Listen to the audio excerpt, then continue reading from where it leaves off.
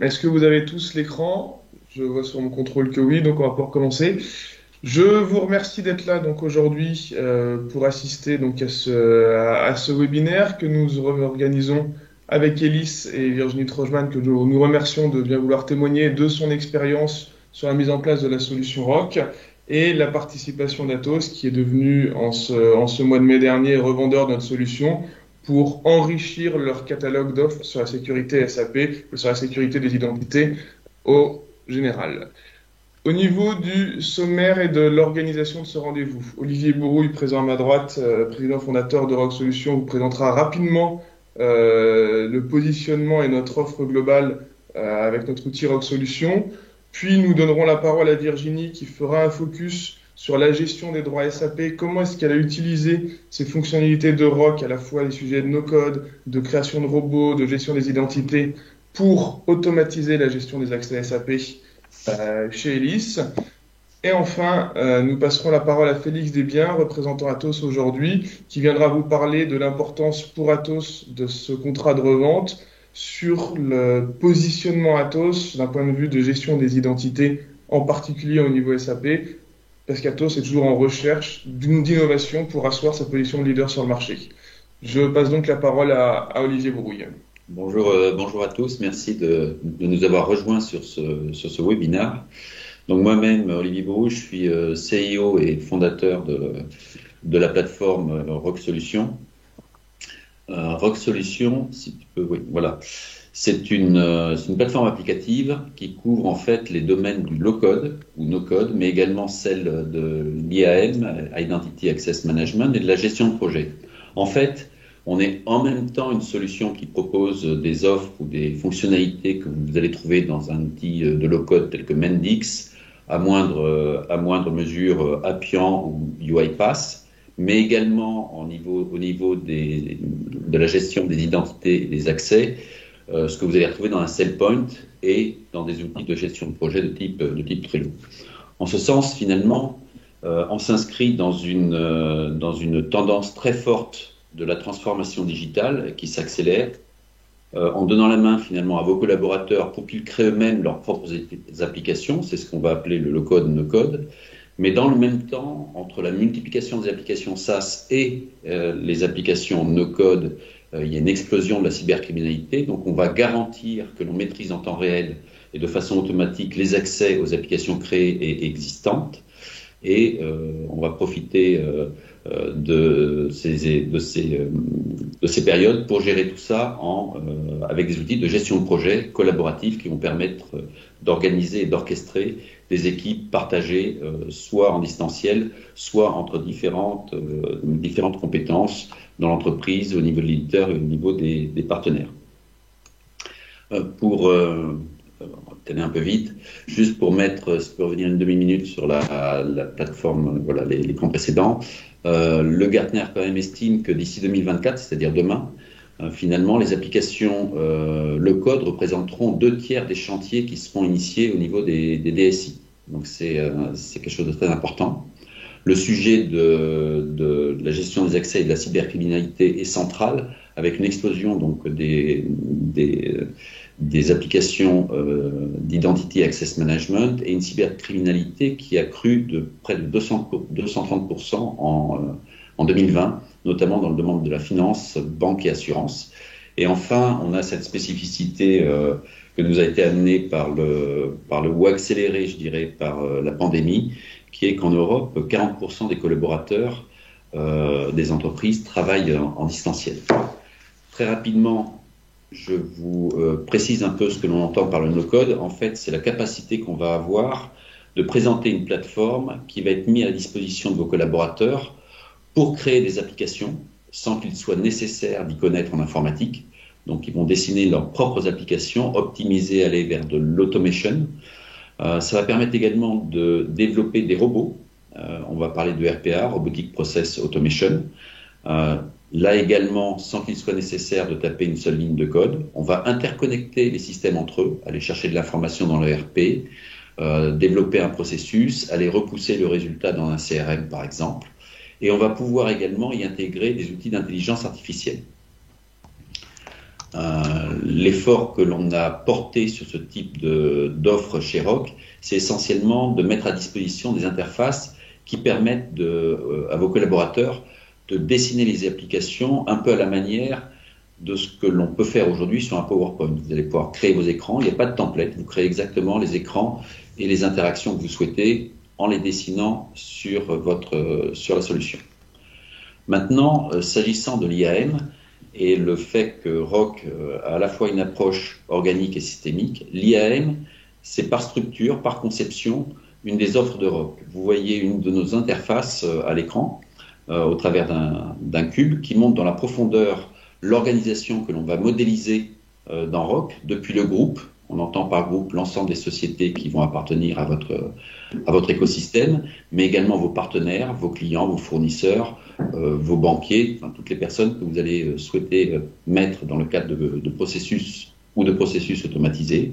Donc on va du groupe, société, site, le rôle, ce qu'on appelle position, et le worker. Et on va avoir une approche systémique qui consiste à mettre à disposition des outils de process management, des outils de gestion des risques, SOD et autres, des outils de gestion d'organisation, organigramme, de cartographie applicative et de droit d'accès, et enfin de content management, autrement dit de gestion documentaire.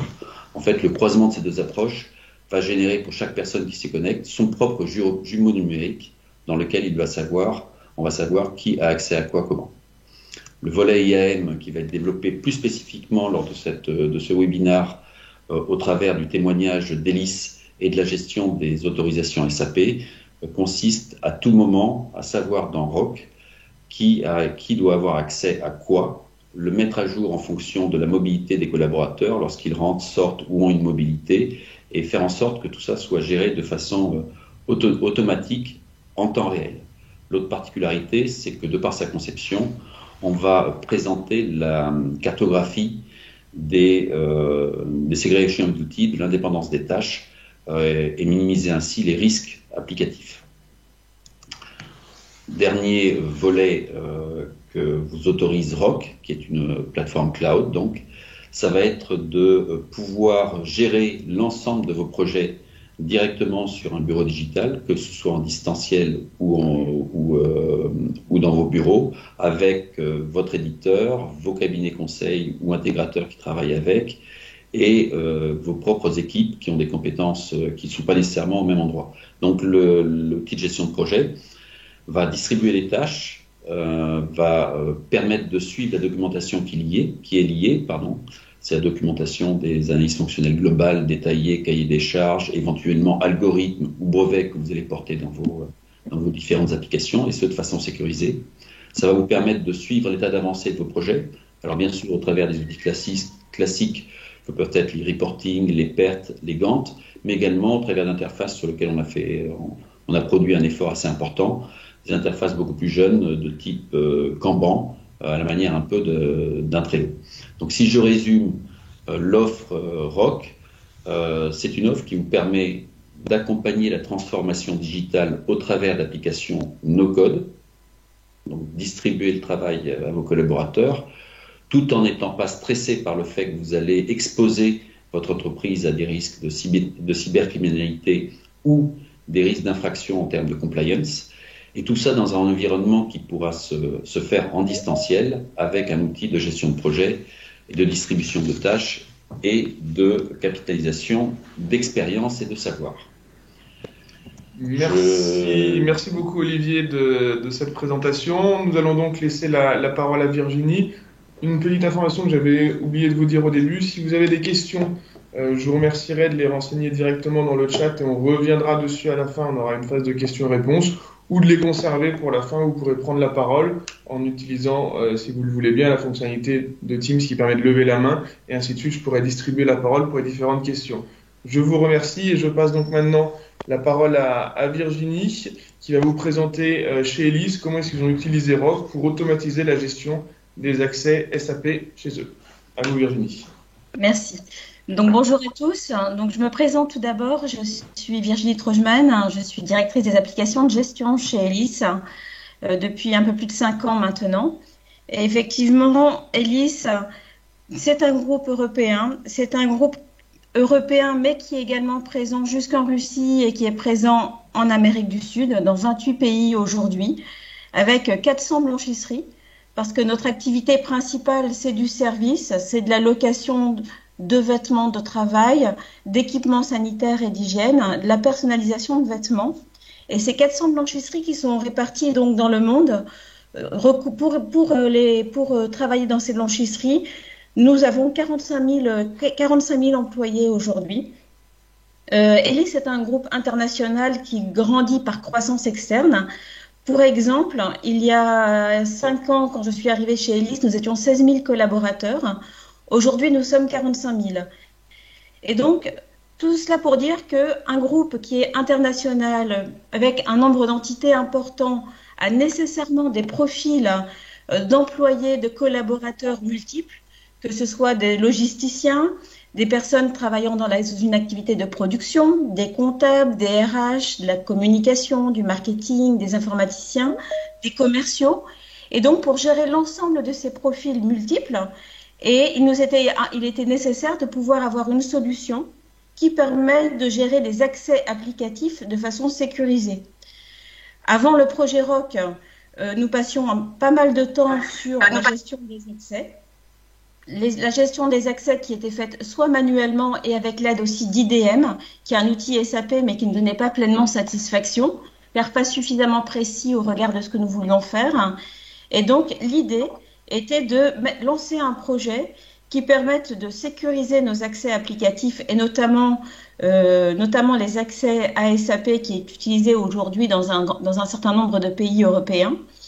L'idée était également d'accélérer nos déploiements d'SAP parce qu'à partir du moment où on sait automatiser les accès de façon sécurisée parce qu'ils sont standardisés nécessairement, le déploiement de notre solution SAP dans les différents pays est accéléré sur la partie autorisation et de façon sécurisée. Et c'était l'objectif que nous avions au lancement de ce projet en choisissant la solution ROC. Donc, notre modèle, en fait, est basé sur 3 piliers importants pour qu'il fonctionne. C'est-à-dire que comme tout projet appelant la gestion d'autorisation, et notamment un projet SAP pour prendre l'exemple d'Elis, on doit définir son propre modèle d'autorisation, sa propre matrice. La matrice que nous avions au lancement du projet n'était pas une matrice standardisée, étant donné qu'elle était gérée manuellement avec un nombre de mouvements et de demandes un peu décousus auxquels on répondait assez rapidement, mais de façon pas forcément habile et adroite. Donc, il fallait redéfinir notre modèle d'autorisation. Et le deuxième pilier de cette gestion des autorisations. Donc, cet organigramme, il se trouve que chez Elis, il est sur sa pageur et que cet organigramme, couplé à une matrice d'autorisation définie dans ROC, permet d'automatiser nos gestions des accès, de créer automatiquement des accès, de les modifier, voire de les supprimer. Et donc, matrice d'autorisation plus une organisation gérée dans SAP pour Elis et l'utilisation de ROC sont les 3 piliers qui permettent en fait d'accéder à une automatisation standardisée des accès sur nos applicatifs. D'un point de vue fonctionnel, comment cela fonctionne? Dans votre organisation, donc dans SAP pour Elis, nous avons des postes qui sont hiérarchisés, des postes sur lesquels sont affectés nos collaborateurs, les collaborateurs Elis des différents pays, et des postes sur lesquels nous avons des fonctions. Un collaborateur est recruté pour une fonction donnée, pour exercer une responsabilité donnée. C'est ce qu'on appelle sa responsabilité principale. Il est par exemple comptable France. Et puis, il a des responsabilités annexes. Et chacun de ces postes qui est associé à notre organigramme fait également l'objet, au-delà des responsabilités, d'allocation d'attributs organisationnels, qui sont les attributs sur lesquels nous allons restreindre les accès que nous allons donner à nos collaborateurs. Donc, ce qui est important de savoir, c'est qu'à partir du moment où vous avez une organisation structurée, SAP par exemple, avec des postes, les directions auxquelles sont rattachés les postes, les sociétés auxquelles sont rattachées les directions et les collaborateurs dans cet organigramme, dans cette organisation, il est possible, grâce à Rock, d'automatiser les accès que l'on donne à ses collaborateurs. Et ainsi, à partir du moment où un collaborateur va changer de poste, ou va intégrer la société, ou va quitter la société, l'idée, c'est de dire, il se voit attribuer automatiquement des accès, supprimer automatiquement des accès ou modifier automatiquement ces accès en s'appuyant sur les postes de l'organisation, en s'appuyant sur ses responsabilités, en s'appuyant sur son périmètre organisationnel. Mais pour permettre cela, autant dans SAP, nous avons les master data qui permettent de faire cela au travers de l'organisation, mais toute la partie automatisation, il nous faut pour cela ajouter une brique qui le permette, qui va absorber toutes ces données, les travailler et puis pouvoir générer ensuite dans SAP les accès pour nos utilisateurs. Et c'est en cela où nous avons choisi la solution Rock, que vous voyez à droite, qui fait partie aujourd'hui de notre architecture applicative et qui nous permet de parvenir à notre objectif d'automatisation, de standardisation des accès. À chacune des responsabilités va correspondre un rôle. À chaque attribut organisationnel va correspondre une restriction organisationnelle également dans Rock. Et de cette manière, un collaborateur qui arrive, il a une fonction, il a automatiquement son rôle et les transactions associées à son rôle. Et comme dans l'organigramme, on précise sur quel périmètre il travaille, grâce aux restrictions organisationnelles, les rôles qui lui sont alloués sont dérivés automatiquement dans SAP. C'est-à-dire que toute l'activité lourde de dérivation des rôles est gérée automatiquement, grâce à la solution Rock dans laquelle on gère le modèle de données, le modèle d'autorisation générique pour l'ensemble des collaborateurs. Merci Virginie. Petit intermède où je redonne la parole à Olivier qui, en 2 slides, va faire un focus qu'on n'avait pas fait précédemment sur pourquoi est-ce que cette gestion des autorisations très précise dans SAP est possible nativement avec Rock. Olivier, c'est à toi. Oui, alors tout à l'heure, on vous a exposé au travers d'un slide un cube qui représentait l'approche organique et systémique de Rock. Et en fait, c'est assez similaire en termes de démarche à celle qui a été adoptée par SAP pour gérer ces autorisations. En pratique, quand vous modélisez une organisation dans Rock, vous allez définir ce que dans SAP on appelle les restrictions organiques et vous allez définir les rôles simples. Lorsque vous allez modéliser un flux dans Rock, vous allez dessiner des tâches et pour exécuter ces tâches, vous allez lier à des transactions informatiques.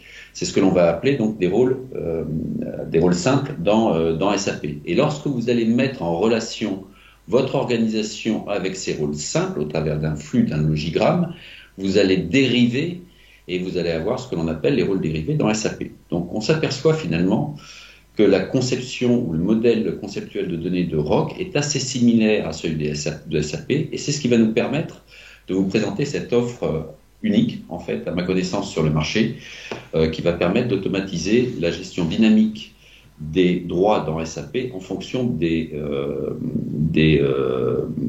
entrées-sorties, mobilité des collaborateurs d'un côté ou des redessins des tâches et des processus de l'autre.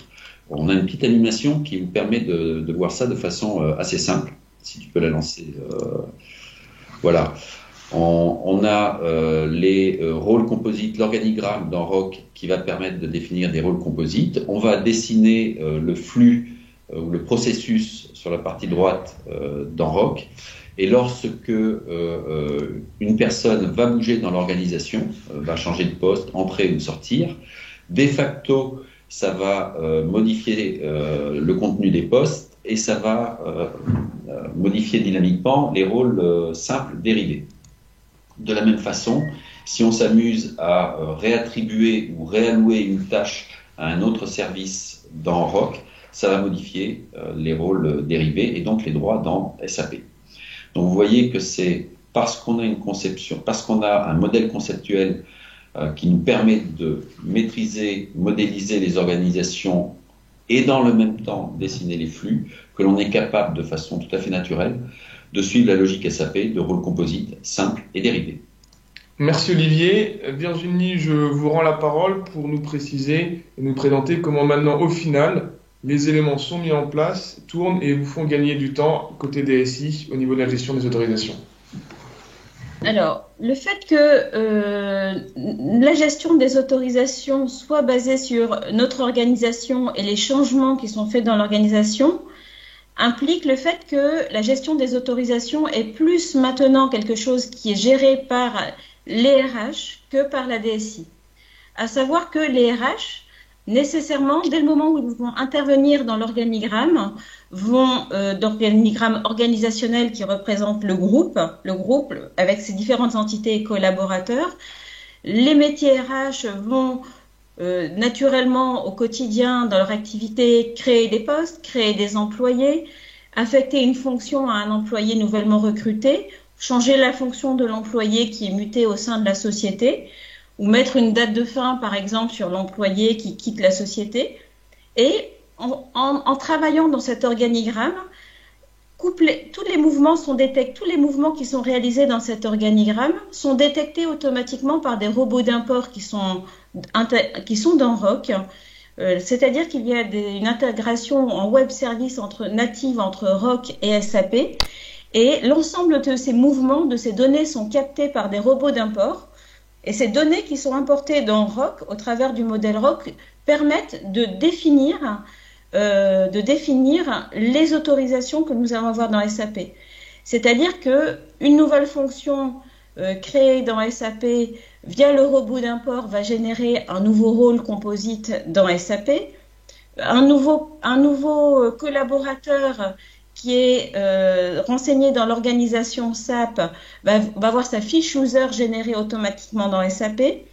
Le fait d'affecter le collaborateur à sa fonction et à son poste dans l'organigramme fait qu'il va avoir automatiquement affecté son rôle composite à sa fiche user dans SAP. Et le fait d'avoir des attributs organisationnels dans l'organigramme au niveau du poste du collaborateur fait que les rôles du collaborateur dans SAP seront dérivés automatiquement sur la base de ces attributs organisationnels. Donc ça veut dire qu'on a une automatisation et une synchronisation des mouvements que nous avons dans notre organisation et des rôles qui sont attribués ou supprimés ou changés dans SAP au fur et à mesure de la vie qui se déroule dans cet organigramme. Donc ça veut dire que les métiers RH, via leur intervention au quotidien dans l'organigramme, sans le savoir quelque part, adaptent les autorisations des collaborateurs qui sont dans notre organisation. Donc ça c'est un point important. Et donc ça veut dire que le travail qui reste à la DSI pour faire marcher cela, c'est dès le moment où nous avons une nouvelle fonction, il nous faut définir le modèle d'autorisation qu'il faudra allouer à cette fonction. Parce que nécessairement, une nouvelle fonction appelle des transactions particulières. Et cette création de rôle pour cette nouvelle fonction est faite une fois pour toutes par la DSI. Et la fonction utilisée par les RH dans l'organigramme permettra de faire le reste et d'attribuer automatiquement les bonnes autorisations aux nouveaux collaborateurs qui adopteraient cette fonction dans l'activité ou dans l'organisation. Donc ça veut dire que le rôle de la DSI maintenant, c'est travailler sur les nouvelles fonctions et le modèle d'autorisation qui lui est associé, et puis faire du monitoring, s'assurer que l'intégration au niveau des web services entre SAP HR et ROC et SAP ECC pour les autorisations, un monitoring classique comme nous avons sur n'importe quelle autre application au sein de notre écosystème applicatif. Donc ça veut dire que ça implique un change relativement important parce que sans le savoir, nos métiers font de la gestion d'autorisation aujourd'hui. Donc ROC permet également d'avoir une interface utilisateur qui est user-friendly avec des tableaux de bord qui sont au format web tel qu'on peut le voir sur toute application moderne aujourd'hui. Et donc, au travers de ces tableaux de bord, nous avons des reporting, nous pouvons faire notre monitoring et si nous le souhaitons, nous pouvons également adapter notre organisation. Ça veut dire que l'on soit RH ou que l'on soit administrateur des autorisations, chaque profil utilisateur de ROC a un tableau de bord qui lui est propre avec le transactionnel et les tâches dont il a besoin pour travailler au quotidien. Alors, ce que ROC nous a donc permis de faire aujourd'hui, c'est également du reporting. C'est-à-dire que dans SAP, dès le moment où vous voulez suivre sans ROC la matrice des autorisations telle qu'elle existe dans les tables, telle qu'elle a été modélisée, il est nécessaire bien souvent de faire des extractions au format Excel et de faire des jointures entre de multiples tables pour pouvoir s'assurer que les autorisations qui sont allouées à nos utilisateurs sont les bonnes.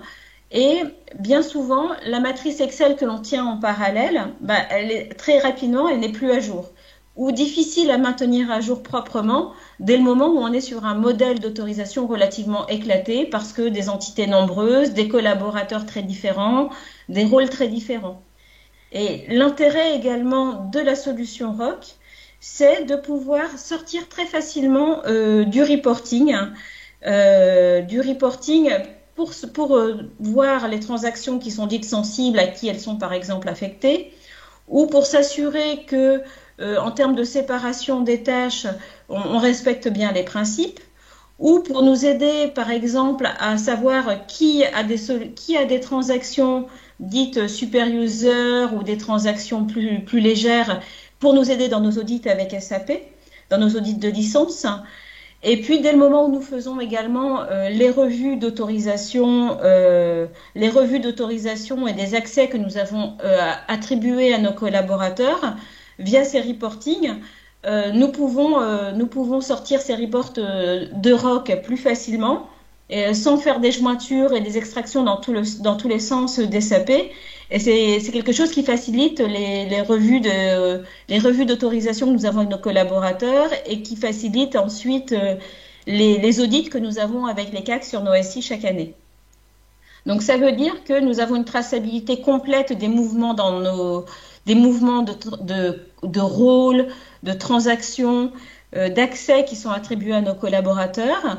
Nous sortons du reporting. Nous avons une bonne visibilité sur l'allocation des transactions sensibles et ce, en gagnant du temps parce qu'on n'a pas besoin de faire des extractions dans tous les sens. Le modèle de données, l'ensemble des données qui sont absorbées par les robots d'import entre SAP et ROC et les robots qui sont dans ROC permettent de sortir sur tout ce modèle de données un ensemble de reports instantanément. Et ça, c'est un vrai gain pour nous. Donc, cette solution que nous avons mise en place, elle est en cours de déploiement chez nous. Globalement, nous avons eu un accueil plutôt favorable des métiers. Je dis plutôt favorable parce qu'on sait très bien que tout changement n'est pas forcément facile à accueillir. Mais une fois que les principes sont adoptés, c'est relativement facile au final, parce que c'est transparent. Et ça, c'est un point important. En plus, cette solution, il n'y a pas de spécifique dans cette solution, c'est-à-dire qu'une fois qu'on a mis en place des web services entre SAP et ROC, l'ensemble du modèle de données qui est dans SAP est absorbé par ROC, et dans ROC, le ROC est constitué de robots qui permet nativement de gérer le modèle d'autorisation SAP, de faire de la dérivation automatique de rôle, d'allouer automatiquement des transactions et des accès à des collaborateurs ou de les supprimer automatiquement. Donc ça veut dire que très peu de développement spécifique pour permettre cette automatisation-là. Les seuls développements spécifiques qu'il faut faire quelque part, c'est la communication que vous pourriez avoir entre votre organisation gérée dans votre SI. Si elle n'est pas dans SAP, il y a de nouveaux web services à développer.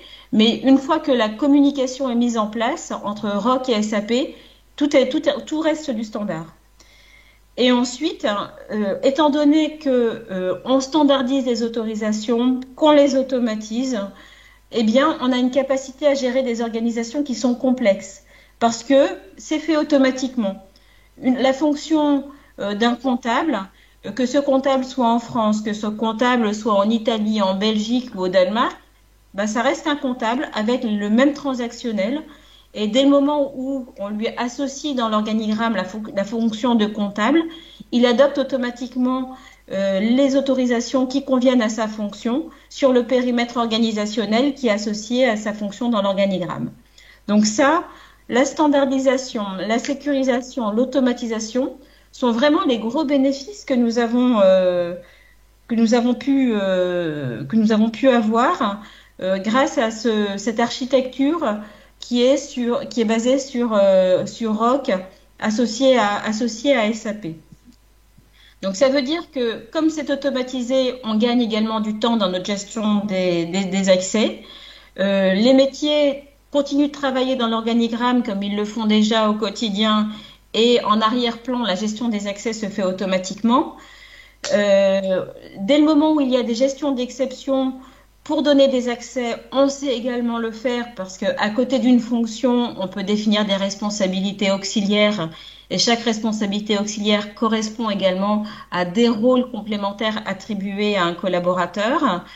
Et puis, par ce biais-là, on réussit à avoir une organisation complète, modélisée dans nos SI, qui nous sert pour les accès, mais qui nous sert également pour tout un tas d'autres processus tels que des workflows, de la communication et des accès automatiques sur des SharePoint, etc.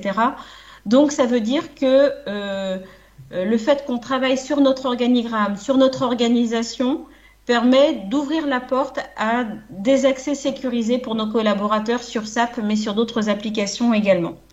Et puis, grâce à tout cela, ça accélère les déploiements sur de nouveaux pays pour la gestion des accès SAP, notamment chez Elis. Merci beaucoup Virginie pour cette présentation. Je rajouterai avant de passer la parole à Atos que ce que Virginie vous a présenté relève de leur propre choix d'architecture et en particulier pour le lien avec SAP HR, mais c'est loin d'être la seule solution. Et très rapidement, on peut être en mesure soit de s'interfacer avec un ou plusieurs de vos outils RH dans un cas où vous en auriez plusieurs dans tout votre groupe, ou encore de gérer directement l'organisation dans ROC. Ces deux éléments sont possibles, donc vraiment sentez-vous libre de pouvoir le construire comme vous le souhaiteriez. Et tous ces sujets, la Virginie a parlé de ce qui a été mis en place et pas forcément de ce qu'on va également mettre en place bientôt et qu'on a rendu disponible aussi récemment, des sujets de gestion des licences justement par les droits et également des sujets de la SOD qui vont être mis en place bientôt chez Elis. Sur ce, je vais passer la parole à Félix Desbiens d'Atos qui va vous présenter en quoi ce contrat de revente, donc de revendeur de la part d'Atos s'inscrit dans une démarche d'innovation et de renforcement de la position d'Atos sur le marché en tant que leader de la transformation digitale et des sujets de sécurité des identités et des accès SAP. Félix, c'est à toi. Merci. Bonjour à tous. Félix Desbiens, je suis consultant en sécurité SAP, plus spécifiquement expert en autorisation et en GRC. Alors, je ne vais pas vous commenter les chiffres qui sont sur la slide, mais juste appuyer sur le fait que Atos a récemment créé une BU, une practice SAP, et qui rassemble toutes les compétences fonctionnelles et techniques des différents experts et des anciennes équipes au sein d'une même business unit. Et donc, ce pôle d'expertise aujourd'hui gère tous les aspects SAP, depuis la conception générale, les conceptions détaillées, l'hébergement de la solution, la maintenance et les évolutions. Et donc, mon équipe est plutôt dédiée à la sécurité, spécifiquement sur la gestion des identités, la gestion des autorisations SAP et la compliance ou la conformité. Et c'est tout à fait le périmètre de cette solution.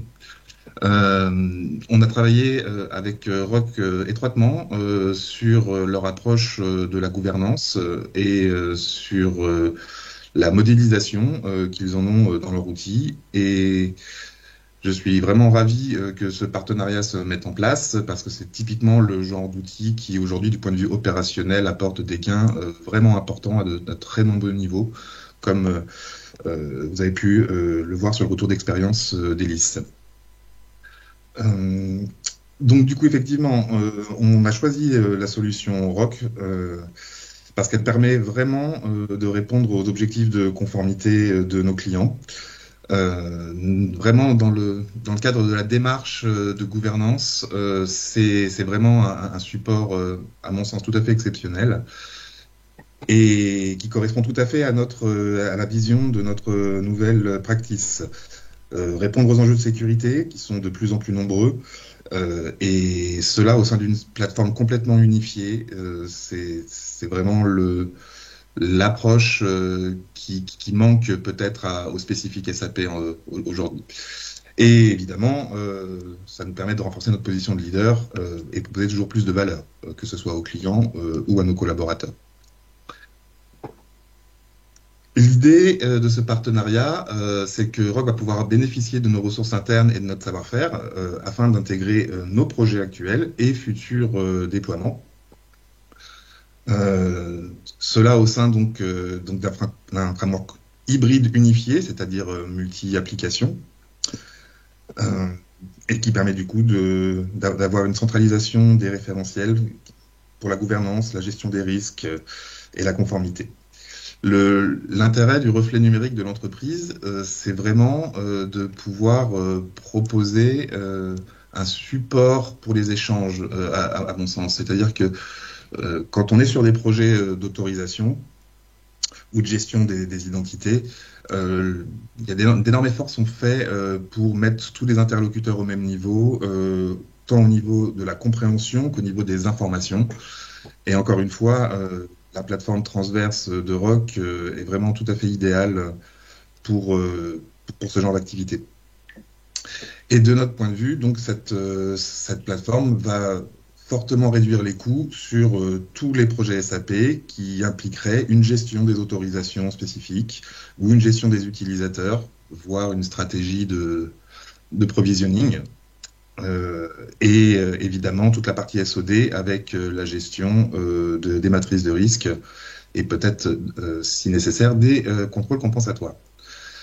Un petit point spécifique que vous ne retrouverez pas dans les autres solutions, c'est que Rock, effectivement, en plus des fonctionnalités, j'ai envie de dire, assez classiques qu'on peut retrouver dans tout ce type de framework, il a la spécificité de proposer effectivement la prise en charge des autorisations, c'est-à-dire création des rôles, même modification des rôles, et ça abaisse énormément la complexité technique et donc redonne presque à la DSI ou voire au business, pour les BPO, la possibilité d'agir tout de suite.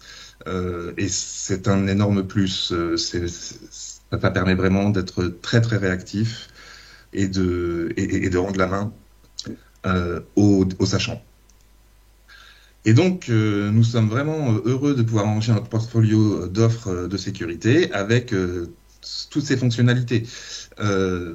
Pour les rappeler rapidement, on a quand même accès à une modélisation de l'existant, immédiatement disponible, enfin, dès l'aspiration des données disponibles et manipulables dans l'outil, ce qui est exceptionnel. Comme on l'a déjà dit, mais le reporting est vraiment très puissant et permet d'accéder à des infos beaucoup plus simplement que de devoir demander à un consultant de faire effectivement des croisements manuels pour obtenir une information qui sera périmée très rapidement. L'intérêt là, c'est que c'est à volonté. On peut demander n'importe quelle information rapidement, voire même l'utiliser au niveau des robots. Et donc, la réduction de la complexité de la gestion des habilitations est vraiment très importante. Que ce soit dans la création, gestion des rôles en eux-mêmes ou effectivement dans la séparation des tâches et des transactions. Le modèle fait que ces sujets deviennent vraiment très clairs pour tous les acteurs. Et donc, c'est vraiment l'outil qui nous a peut-être manqué ces dernières années pour supporter les échanges avec tous nos clients, que ce soit donc les business process owners, les key users, l'audit interne, potentiellement même les CAC. Et c'est vraiment dans ce type d'échange très important de pouvoir promouvoir un même niveau d'information absolument à tout le monde et qu'on puisse échanger sur du concret, tout simplement. Sans oublier que toute la gestion de projet peut se faire au sein de l'outil et que les outils de dashboarding sont vraiment très puissants et permettent de coller exactement aux besoins de nos clients sans effort majeur qu'on pourrait avoir dans d'autres outils qui seraient nécessaires pour adapter à un workflow spécifique ou une règle de gestion particulière. Et donc, le vrai différenciant que l'on voit dans cette solution, c'est vraiment la centralisation et l'orchestration des différents référentiels qui sont nécessaires pour supporter toute la gouvernance de l'entreprise, au niveau SAP, voire même au niveau des applications non SAP. Donc, tout ce qui est autorisation, matrice de risque, analyse de risque, gestion des utilisateurs, le reporting et la gestion des revues et des recertifications au sein d'une plateforme unifiée est absolument importante pour nous aujourd'hui et complète idéalement notre offre d'outillage interne. Encore une fois, notre vision, c'est vraiment de rendre au business en fait, de capitaliser sur le savoir du business et de l'organisation et de donc capitaliser au sein de cette plateforme toute l'expertise, que ce soit au niveau du client ou au niveau des équipes. Ok, merci beaucoup Félix pour d'avoir partagé justement ces objectifs d'Atos au travers de ce partenariat. Je vous propose, si vous le souhaitez, de passer donc sur une séance de questions-réponses. Donc n'hésitez pas à lever la main, si je puis dire, pour poser vos questions. Je vais vous donner la parole et nous pourrons échanger directement si vous avez des questions. Allez-y, la parole est à vous.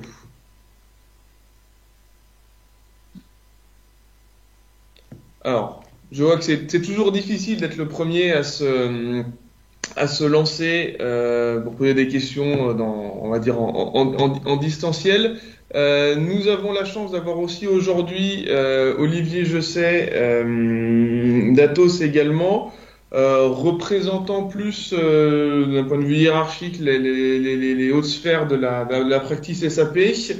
Qui est donc la personne que vous voyez ici sur le slide, qui sera votre interlocuteur si vous souhaitez le contacter, Félix étant vraiment sur les projets. Olivier, est-ce que tu peux peut-être compléter votre vision côté Atos de ce que vient de nous dire Félix en quelques mots pour lancer les échanges? T'es en mute.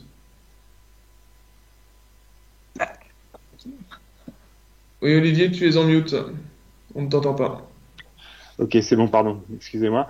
Donc bonjour à tous, merci pour cette présentation Arnaud, Félix, Olivier et Virginie. De mon côté, donc je m'occupe, j'interviens au sein de la practice SAP chez Atos et je m'occupe des problématiques de sécurité avec donc de la gestion d'identité, de la gestion de la compliance et des autorisations SAP.